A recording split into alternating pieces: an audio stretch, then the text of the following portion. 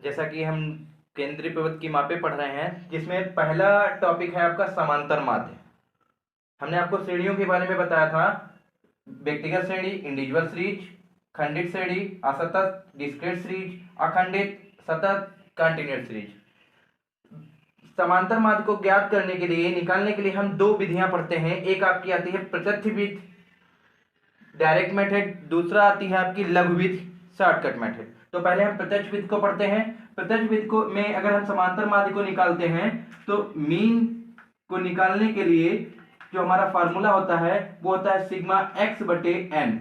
अब यहाँ पे जो आपने सिग्मा एक्स लिखा है, सिग्मा एक्स क्या है, तो हम सिग्मा एक्स के बारे में जानकारी लेंगे। सिग्मा एक्स पदों का योग, जो आपके पद दे रखे हैं, हमने आपको बताया था व्यक्तिगत श्रेणी में क्या दे रखे होते हैं, नंबर दे रखे होते हैं, समांक दे रखे हैं, जिनको हम पद बोलते हैं। तो पदों का योग, पदों को हम जब जोड़ देंगे तो वो हो जाएगा सिग्मा एक्स, क्योंकि सिग्मा का मतलब होता है जोड़ और एक्स का मतलब जो आपके पद हैं। तो पदों को जब हम जोड़ देंगे तो वो सिग्मा एक्स आ जाएगा।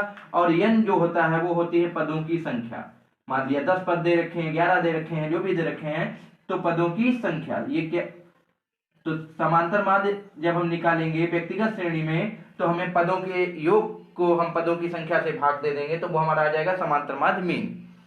उसी तरीके से जब हम खंडित और अखंडित श्रेणी दोनों में यूज करते हैं, दोनों में एक ही फार्मूला लगता है, तो मीन इक्वल टू हमारा आ जाता है सिग्मा एफ एक्स बटी सिग्मा एफ।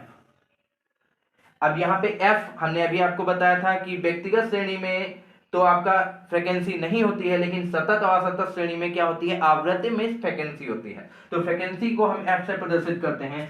तो जहां सिग्मा एफ एक्स बराबर होता है पद व बारंबारता, फ्रीक्वेंसी मीन्स बारंबारता,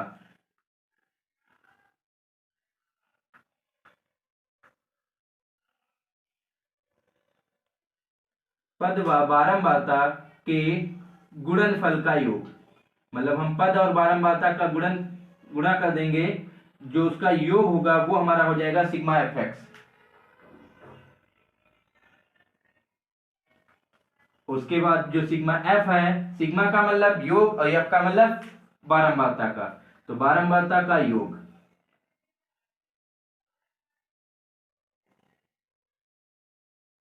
तो ये अगर हम व्यक्तिगत श्रेणी से निकालेंगे तो पदों का योग बटे पदों की संख्या लिखेंगे, लेकिन खंडित या अखंडित श्रेणी मतलब सतत या असतत श्रेणी में निकालेंगे तो पद व बारंबारता की गुणनफल का योग बटे बारंबारता का योग। ये आपका प्रत्यक्ष विधि है। इसी तरीके से आपकी एक शॉर्टकट मेथड है जिसको हम लघु विधि पढ़ते हैं, जो हमारा है लघु विधि, जो आपका है शॉर्टकट मेथड।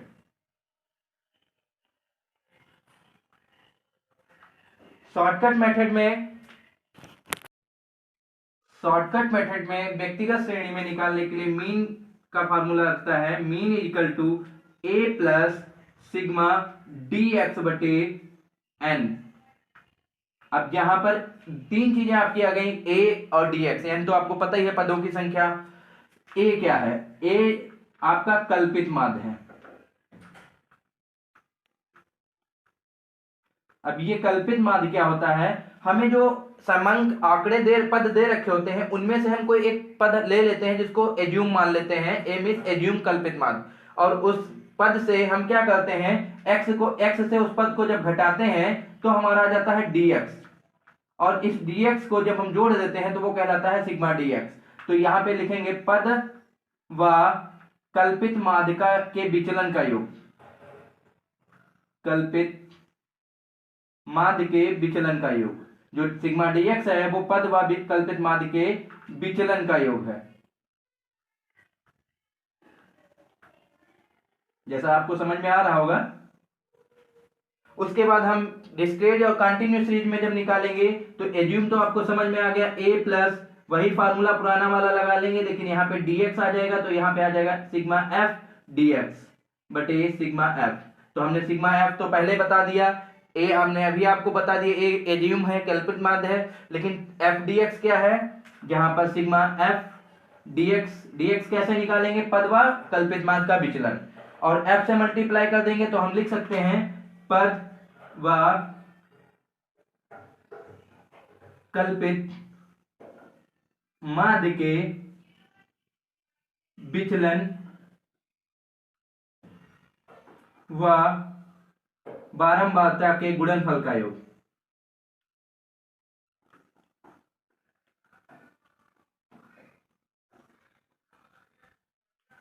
तो सिग्मा dfx क्या है?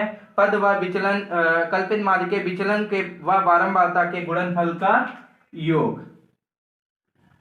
चलिए अब हम इस पे कुछ क्वेश्चंस देख लेते हैं, दोनों मेथड पे, शॉर्टकट मेथड और डायरेक्ट मेथड पे। कि मैंने आपको पहली वीडियो में शॉर्टकट और डायरेक्ट मेथड के कुछ फार्मूले बताए थे। आज हम डायरेक्ट मेथड के कुछ क्वेश्चन देखते हैं जो आपके तीनों सीरीज पर आधारित हैं। पहली है आपकी व्यक्तिगत श्रेणी। पहले मैं हेडिंग डाल देता हूं, प्रत्यक्ष विधि मीन्स डायरेक्ट मेथड।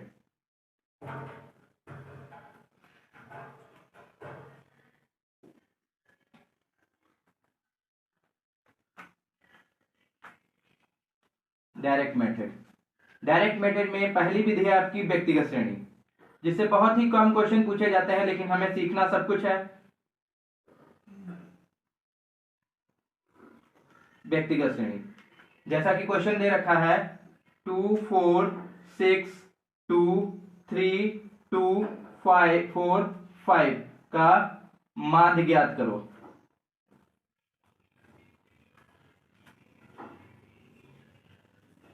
इस क्वेश्चन को हम सॉल्व करेंगे। सबसे पहले हमें क्या चाहिए क्वेश्चन को सॉल्व करने के लिए? सिग्मा एक्स मतलब इन पदों का योग। तो पद कौन कौन से हम लिख लेते हैं? 2 + 4 + 6 + 2 + 3 + 2 + 4 + 5।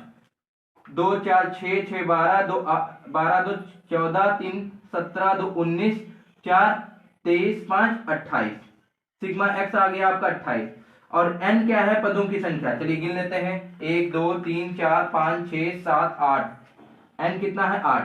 अब सिग्मा, अब हमें निकालना है मीन का फार्मूला मैंने आपको बताया था। मीन इक्वल टू क्या होता है? सिग्मा x बटे n। सिग्मा x कितना आया आपका? 28 और n कितना आया? 8। 8 से 28 को डिवाइड कर देंगे, 8 3 24 बचा 4, 8 5 40। 3.5 आपका समांतर माध्य आ गया। तो ये है आपका व्यक्तिगत श्रेणी प्रत्यक्ष विधि से